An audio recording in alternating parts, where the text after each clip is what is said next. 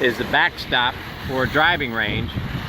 Actually, the driving range closed a few months ago upon the retirement of the owner who was leasing the land from the University of Texas at Dallas, where I work.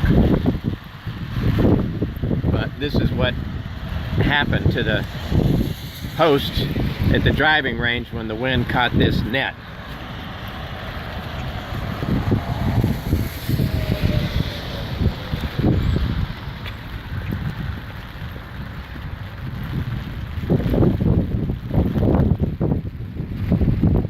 See these? That was a, well, it looks to me to be a telephone pole. It might have been not a very good one. Same over here. Same over here. Real destruction.